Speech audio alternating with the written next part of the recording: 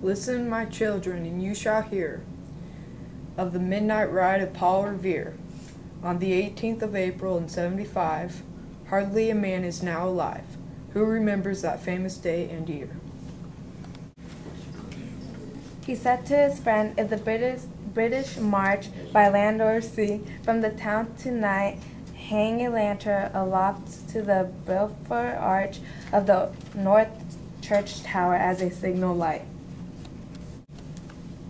One if by land and two if by sea, and I on the opposite shore will be ready to ride and spread the alarm through every Middlesex village and farm, for the country folks be up into arms. Then he said good night, and with a muffled oar, silently rowed to the Charleston shore, just as the moon rose over bay, where swinging wind and her mornings lay. The summer's British man of war, a phantom ship with each mast and spar, across the moon like a prison bar, and a huge black hulk that was magnified by its own reflection in the tide. Meanwhile his friend through alley and street wanders and watches with eager ears, till the silence around him he hears the muster of men at the barrack door, the sound of arms and the tramp of feet, and the measured tread of the grenadiers marching down to their boats on the shore. Then he climbed the tower of the old North Church by the wooden stairs with stealthily tread to the belfry chamber overhead, and startled the pigeons from their perch on the sombre rafters that rounded him made masses and moving shapes of shade.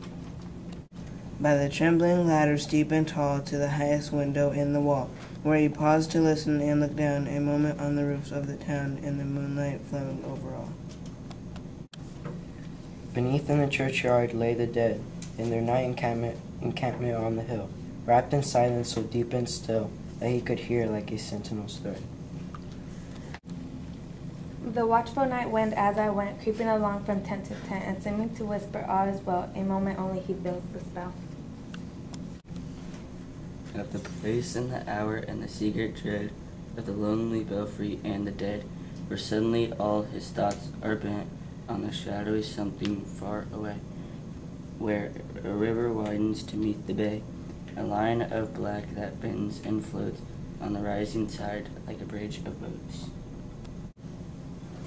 Meanwhile, impatient to mount and ride, booted and spurred with a heavy stride, on the opposite shore walked Paul Revere.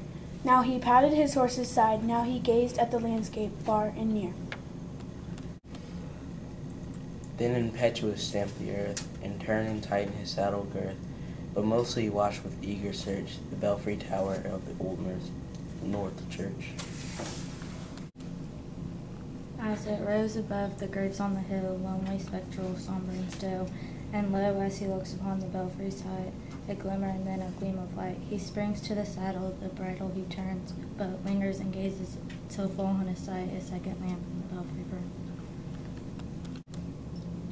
A hurry of hoofs in the village street, a shape in the moonlight, a bulk in the dark, and beneath the pebbles in passing a spark. Struck out by a steed, flying fearless and fleet, and that was all, and yet through the gloom and light, fated nation was riding at night. And the spark struck out by the steed in his flight, kindled the land into flame with its heat. He has left the village and mounted the steep, and beneath him, tranquil and broad and deep, is the mystic, meeting the ocean tides. And under the alders that skirt its edge, now soft on the sand, now loud on the ledge, is heard from the tramp of a steed as he rides. It was 12 by the village clock when he crossed the bridge into the Medford town. He heard the crowing of the cock and the barking of the farmer's dog, and felt the damp of the river fog that rises after the sun goes down.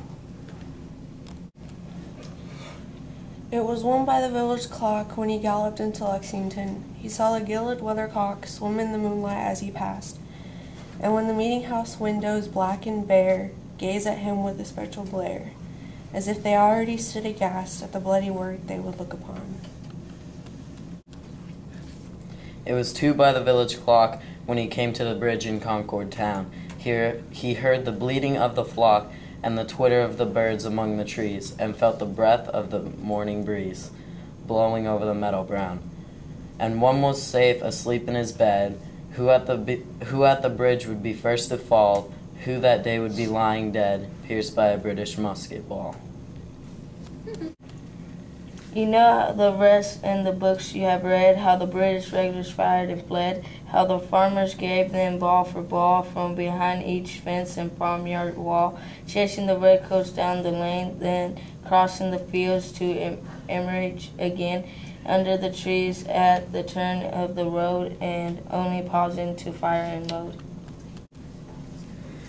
So through the night rode Paul Revere, and so through the night went his cry of alarm to every Middlesex village and farm, a cry of defiance and not of fear, a voice in the darkness, a knock at the door, and a word that shall echo forevermore. We're bored on the night wind of the past, through all our history to the last, an hour of darkness and peril and need. The people will waken and listen to hear the hurrying hoofbeats of that steed and the midnight message of Paul Revere.